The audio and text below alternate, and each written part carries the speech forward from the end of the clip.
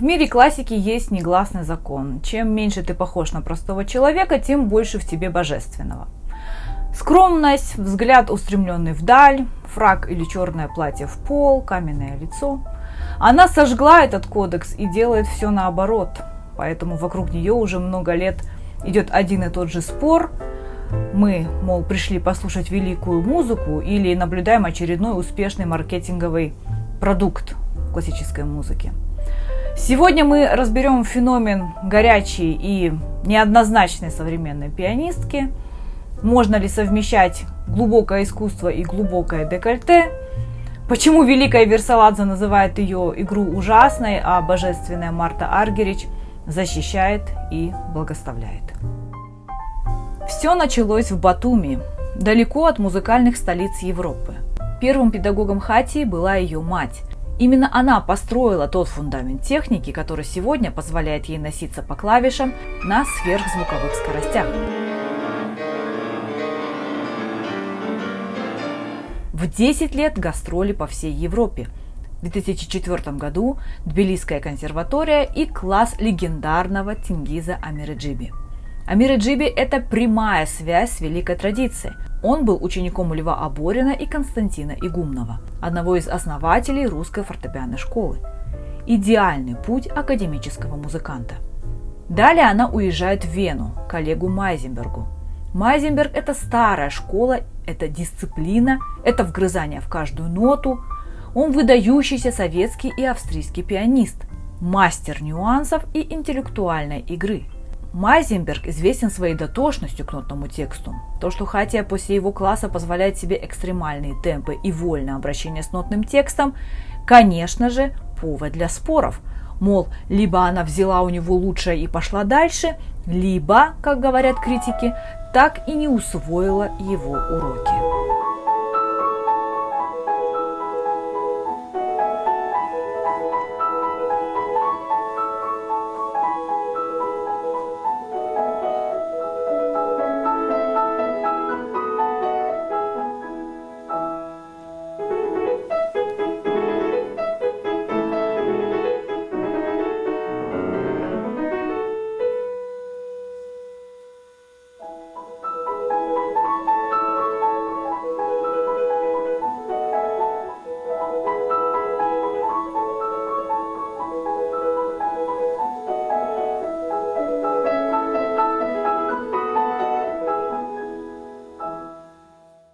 В 2003 году, будучи студенткой консерватории, Хатия получила специальный приз на международном конкурсе молодых пианистов имени Владимира Горовица в Киеве, а также первый приз на конкурсе поддержки молодых грузинских музыкантов, учредителем которого является Елизавета Леонская.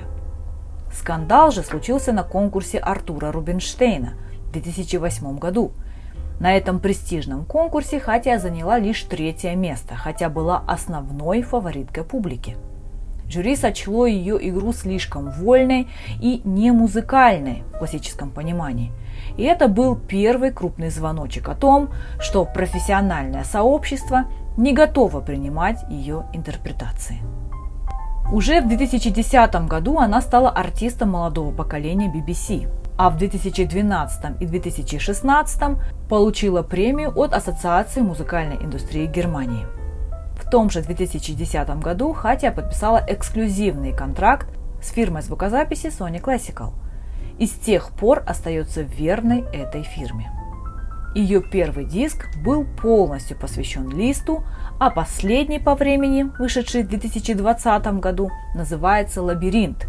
Если говорить честно, Хатия Бунятишвили – мастер визуального гипноза. Ее стиль исполнения называют слишком экстремально эмоциональным и противопоставляют его более сухой и интеллектуальной традиции старой школы пианистов. Ее игру сопровождают крупные жесты, почти актерская экспрессия и мимика, которую хейтеры называют монетизацией оргазма. Она не просто играет, она дает спектакль. Критики, конечно, не очень довольны, мол, это театр вместо музыки, но посыл Хатии честный и хлесткий. Почему пианистка должна выглядеть как монахиня? Если я чувствую себя женщиной, это не должно мешать моей музыке. Она сознательно выбирает платья с экстремально открытой спиной и декольте. Она амбассадор Cartier и Louis Vuitton. Для нее сцена – это место силы, где сексуальность не грех, а часть драматургии момента. Несмотря на уверенный сценический образ, перед выходом на сцену ее регулярно мучает сильное напряжение. Музыканты, работавшие с ней, отмечают, за эффектной сценической внешностью скрывается очень требовательный и самокритичный перфекционизм. Хатиа же часто говорит, что концерт – это драматургия момента, поэтому ее игра всегда выглядит почти как спектакль. Музыкальные журналисты отмечают, что Хатиа одна из тех артисток, о которых почти невозможно говорить нейтрально. Ее либо обожают, либо терпеть не могут. На ее концертах часто происходит редкая вещь для академической музыки. Часть публики в восторге, а часть просто уходит с ощущением раздражения. Многие завсегдатаи концертов классической музыки считают, что она имеет слишком сексуальный образ для классической сцены. Критики также считают, что ее сценические платья, фотосессии и гламурный образ в целом больше напоминают поп-звезду, чем академическую пианистку. Другие же поддерживают, классическая музыка давно нуждается в новой визуальной энергии, и это ее способ коммуникации с аудиторией, выросшей на клипах MTV. Она нередко подвергалась критике и за несвойственную исполнителям классической музыки активность в социальных сетях, но это и делает из нее бренд, который в том числе способствует популяризации классической музыки в современном мире поп-истерии. Хатиа, будучи звездой классической музыки, может спокойно разделить сцену с рэпером A$AP Rocky и подружески фотографироваться с Рианой. Как я уже говорила, ее одевает Louis Vuitton, Cartier, чьим амбассадором она является. Они также часто присылают и аксессуары. Она носит все это не просто так, она строит образ лакшери. Это ее броня. Для классического музыканта это уникальный случай контракта такого уровня, обычно зарезервированного для актрис и топ-моделей. Но это еще один повод для упреков нашего токсичного и старомодного сообщества в том, что она, видите ли, продает лицо, а не искусство. Шикарная шевелюра Хатиа – это не просто прическа, это отдельный участник ее перформанса, который вызывает у критиков и пуристов почти физическое раздражение. В мире академической музыки волосы Хатиа стали уже таким же мемом, как и ее декольте. В англоязычной среде для нее даже придумали ироничный термин «hair tosser». Это тот, кто постоянно стряхивает волосами. Критики часто пишут, что Хатиа использует свои волосы как визуальный спецэффект, чтобы подчеркивать экспрессию там, где его не хватает в звуке. Приведу несколько цитат. Она встряхиватель волос высочайшей пробы. Кажется, что 80% ее энергии уходит в движение головы, а не в пальцы. Один из аргументов заключается в том, что когда волосы закрывают лицо Хатиа, то это создает лишь иллюзию экстаза и глубокого погружения. Еще из записей о Буниатишвили. Она играет с закрытыми глазами и лицом завешенным прядями, чтобы мы не видели, как она лажает в пассажах. Это маска, за которой скрывается небрежность. Пишут, что ее растрепанные кудри – это часть образа дикой грузинской души, который она продает публике вместо чистого исполнения. На YouTube под ее видео, особенно там, где она играет Листа или Рахманинова, можно найти сотни комментариев о том, что ей, цитирую, «пора бы уже купить заколку». Типичный комментарий звучит так, мол, «я пришел послушать Шопена, а не смотреть на рекламу шампуня Pantene». Это отвлекает от музыки и выглядит как дешевый театральный прием. Ненавистники, как вы видите, неумолимы. Но их раздражение – часть ее успеха. Она заставляет вас смотреть на нее, даже если вы пришли только слушать. Есть, безусловно, и защитники. Например, в издании The Guardian пишут о волосах Хатиа как о признаке искренности. Цитирую. «Когда ее волосы падают на лицо, она будто отгораживается от всего мира, оставаясь наедине с роялем. Это не шоу. Это ее способ защиты от толпы. Сексуальный хейт – это самая, наверное, токсичная часть того, что также на нее постоянно вываливается. В сети под новостями они часто появляются сексистские нападки, комментарии. Даже новость о ее беременности и рождении дочери Шарлотты сопровождались комментариями в духе, будет ли она кормить грудью в таком же декольте. Ну, знаете ли, неудовлетворенные мужланы, как обычно, на одной теме помешаны. А теперь главная битва. Элисо Версаладзе, глыба и совесть пианизма. В интервью Николаю Солодникову вынесла Хатии приговор. Послушайте эти слова. Они бьют наотмашь.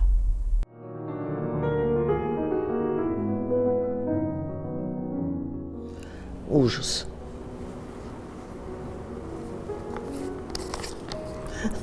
А вы берете, я понимаю, по популярности, да? Кто поп. Очень талантливый человек, безусловно. Хотя? То-то она талантлива. Сестра? Нет, я сейчас не обсуждаю, но буду я еще сестру обсуждать. Да нет. Дело в том, что она талантливый человек, но то, что она делает, это ужасно. Понимаете? Ну, У меня вот это как ощущение, можно? что нету образования настоящего. Вот это к сожалению. Да. Но на сегодняшний день это меня не удивляет, потому что очень много так играют. То есть, вы понимаете, настолько, как сказать, фривольное отношение к тексту, например. Да, вот это, я считаю, вообще-то недопустимо. Тогда, знаете, если бы, я даже говорила где-то в интервью, что если бы эти люди, которые вот так вот себя чувствуют хорошо, хозяевами, так сказать, вот на сегодняшний день, то, что у них все есть, у них, они много играют, если бы было написано entertainment, то есть это не классическая музыка, это развлекательная музыка в классической музыке. Допустим, будем расшифровывать. А есть такой жанр? Конечно, наверное. Жак Лузье, трио или что там? А? Жак Лузье. Да, это я не знаю, но я даже Да? не знаю. Может быть, я не знаю. Есть такие, есть. Может быть, не знаю. Во всяком случае, это было бы нормально. Понимаете? Но когда вы это преподносите, знаете, это для чего плохо? Это не для профессионалов, которые все улыбаются, когда о такой категории идет речь. Ну, вот так вот, вот так. Да, и все, никаких комментариев нету, как бы. Это плохо для молодых, которые начинают, и которые еще не понимают. И которые считают, что вот так надо. Да. Как в свое время у нас тоже были такие очень известные, ставшие очень популярными исполнители, безумно популярными, да, которые вот очень талантливые. Вот чем талантливее человек, между прочим... Валерий Гергиев и примкнувший к нему... Ну нет, то это еще до Гергиева, он еще только под стол ходил. Да. Когда Элисо Версаладзе говорит, что у Хатии нет настоящего образования, она, скорее всего, имеет в виду не отсутствие дипломов, они-то как раз есть, а пренебрежение канонами строгой академической школы. Обвиняет ее в искажении авторского замысла. Для старой школы Хатия – это изменница. Она ставит свое «я» выше автора. Она берет безумные, экстремальные темпы, в которых ноты сливаются в кашу. Пуристы называют это музыкальным вандализмом. Но на другом конце ринга Марта Аргерич, королева, которая сама когда-то была бунтаркой, она называет Хатию необычным талантом, с огромным темпераментом. Получается конфликт авторитетов. С одной стороны строгая академичность Версаладзе, с другой стороны признание также от величайшей пианистки современности. Хатия часто называет Марту своим кумиром и ментором. Очень тепло к ней относится. Аргериджи фактически ввела ее в свет, приглашая на свои фестивали, например, в Лугано. Да и манеры их отчасти похожи. Обе ставят стихию и темперамент выше всего. Тело пианиста должно быть лишь механизмом для звука. Хатия же сделала тело частью текста. Ее движения, те самые волосы, вскидывание рук, мимика – это не дополнение к музыке, это и есть музыка в ее понимании. По сути своей она вернула в классику листовский тип шоу, где зритель приходит не только слушать, но и смотреть на экстаз исполнителя. Она легализовала сексуальность на сцене. Далее еще несколько цитат критиков. Итак, она играет всем своим существом, превращая концерт в психологическую драму. Многие видят в этом нарциссизм. Но нельзя отрицать. Хатия – мастер визуального гипноза, который заставляет молодежь сидеть в зале, затаив дыхание. Хатия использует крайности. Ее пианиссимо – это почти тишина. Ее фортиссимо – это удар кувалдой. Еще цитата. Буниатишвили – это мэверик, белая ворона современного пианизма. Она обладает техникой, способной на все, но выбирает путь максимального сопротивления здравому смыслу. Ее трактовки Шопена – это не меланхолия, это кровавая драма в красном платье. Один из самых влиятельных и язвительных музыкальных критиков мира, Норман Лебрехт, неоднократно проезжался по Хатии. Он называл ее игру беспорядочной, а успех – результатом работы пиар-машины Sony. Лебрехт часто акцентирует внимание на том, что ее темпы, например, в листе, технически не оправданы и служат лишь для создания внешнего эффекта. В целом критики часто критикуют ее за, мол, отсутствие музыкальной дисциплины. Критики, музыкальные журналисты используют такие слова, как беспорядочная, своевольная и поверхностная. Основной удар приходится на ее работу с педалью, мол, грязный звук, ну и темпы. Ей часто ставят в вину, что за внешним блеском нет глубокого анализа структуры произведения, ее интерпретации же называют эмоциональным хаосом. В то время как академическая школа требует выигрывать каждую нотку. Хатия же, мол, играет мазками.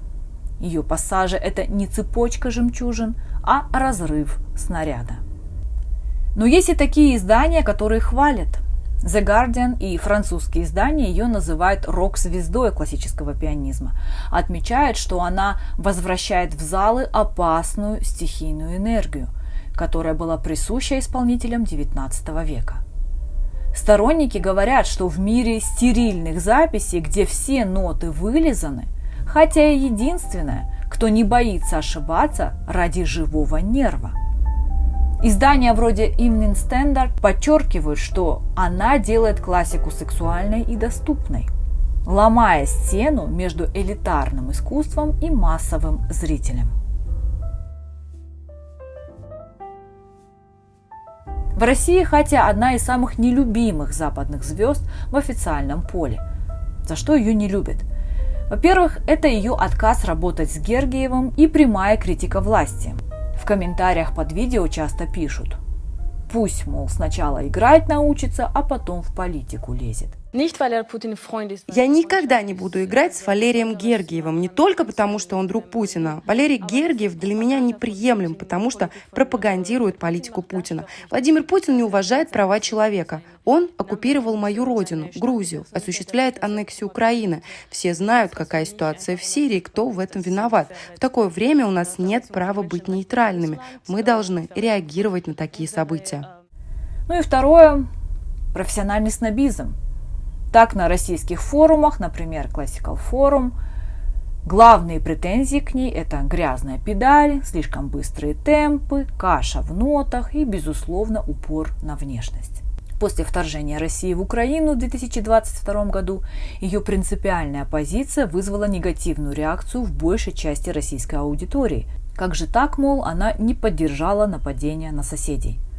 Но в одном из интервью она затронула тему оккупации грузинских земель и подчеркнула значимость активной гражданской позиции. Она отметила также, что президент России Владимир Путин не уважает права человека. Я считаю, что и Украина, и Грузия, и многие другие страны этого региона, у нас одно и та же проблема. То, что географически мы оказались, что мы живем на месте, где у нас большой враг, наш большой сосед Россия, которую я очень уважаю как страну, как культуру, но мне абсолютно непонятна политика России, поэтому я думаю, что если будут проблемы в Украине, то будут и в Грузии. Если будут проблемы, которые мы тоже можем чем-то как бы быть частью, чтобы искать, как можно выйти из такой ситуации, то я это сделала и в Украине, и в Грузии, и везде, где можно помочь региону, чтобы быть независимым, свободным, и делать реформы и дальше идти. Я считаю, что я против войны. я всегда буду бороться для того, чтобы не было войны. Это начинается дома, это не только в политике. Это начинается дома, как-то есть проблемы с соседями, с другими членами семьи, с друзьями, потом в карьере и так далее. Я начинаю в мире уже с утра, потому что я считаю, что эту энергетику чувствуют уже все вокруг меня. Но когда есть война, есть тот, который нападает, и тот, который защищается. Если уже война есть, то я буду всегда на стороне тех, которые защищаются. Есть еще ее цитата.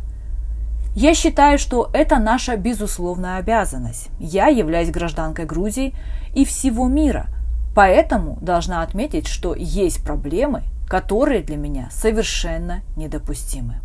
Почувствуй, что Грузия все-таки уже не Советский Союз. Это уже другая страна, потому что ментальность людей поменялась. То, что сейчас пытается на самом деле сделать Украина с собой и каждый из нас, поменять ментальность. Да. Нет, украинские люди, я считаю, что они европейцы. Они доказали это на Майдане. Они стояли в этом холоде с флагом Европы. Это настоящая Европа. Люди – это настоящая Европа. Главное, чтобы такие люди, которые им могут, потому что есть потенциал такой, делать реформы и быть на уровне людей Украины, чтобы правительство было. Таких людей очень мало.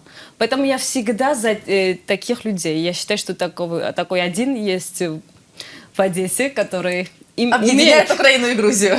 Точно. И умеет делать реформы, и умеет понять европейские желания людей. Он прекрасно это понял и в Грузии, он это прекрасно понимает в Украине. Его фамилия Саакашвили. Несмотря на то, что Хатия уже давно живет во Франции, она остается большой патриоткой своей страны, как вы поняли. Но в Грузии Хатия – это сложная фигура, своя среди чужих, чужая среди своих. Ее обожают за то, что она везде подчеркивает свои корни, но в самой же Грузии общество расколото. Те, кто поддерживает нынешнее правительство, могут критиковать ее за слишком резкие высказывания, например, ее недавние заявления против насилия на митингах в Тбилиси в конце 2024 – начале 2025 года. У нее есть старшая сестра, пианистка Гванца Буниатишвили. Они иногда выступают вместе, и этот дуэт считается одним из самых ярких фортепианных тандемов. Отношения с сестрой – это, пожалуй, самая стабильная часть жизни Хатии. Гванца старше Хатии на 1 год, и они неразлучны с самого детства. Гванца тоже блестящая пианистка, но она сознательно выбрала роль тыла. В их фортепианном дуэте Хатия почти всегда забирает на себя внимание прессы и сольные партии, в то время как Гванца обеспечивает стабильность и техническую опору. Визуально они часто одеваются в похожем стиле, но у Гванца выглядит более сдержанно. Хатия часто говорит, что Гванца единственный человек, который понимает ее без слов. Она не тень в негативном смысле, а скорее единственный человек, которому Хатия полностью доверяет в музыкальном плане. Зрители говорят, что Гванца технически более стабильная, но ей не хватает того самого звездного безумия, которая и сделала Хатию мировой знаменитостью. Ну, знаете ли, всех слушать – такое себе. В 2017 году мировые таблоиды Daily Mail и другие взорвались заголовками о романе Хатии с голливудским актером Орландо Блумом. Их увидели вместе в Париже. Это окончательно закрепило за ней статус селебрити, а не просто музыканта. В мире же классической музыки такие заголовки обычно воспринимаются как нечто постыдное, что также подлило масло в огонь. Хотя гражданка Франции и Грузии свободно говорит на 5 языках. Недавно она стала мамой, ее дочке Шарлотте сейчас около 3 лет, хотя не ушла в декрет надолго, а о материнстве она делилась так, цитирую. «Да, теперь я мама. С малышкой все по-другому. Сегодня все адаптировано к потребностям Шарлотты. Я феминистка. Когда хочу что-то сделать, я это делаю, но не за счет внимания к дочери. Она всегда в центре внимания. После родов я вновь провожу концерты. Эти концерты планировались годами. Некоторые мне пришлось отменить. Я не хочу, чтобы она много путешествовала. Шарлотта на естественном вскармливании. Я делаю все для нее. Я по-прежнему остаюсь свободной женщиной, которая сама решает, чего и как ей хочется, независимо от других людей, в том числе и от мнения мужчин. Приоритет только Шарлотта. Она старается составлять график гастролей так, чтобы не разлучаться с дочерью надолго, и часто берет ее с собой, если это возможно. В 2026 году у нее запланировано большое турне «Hatia and Friends». Буниатишвили является еще и одной из самых богатых пианисток. По данным Forbes and Business Insider, от 3 февраля 2024 года ее имущество составляет $3,5 миллиона.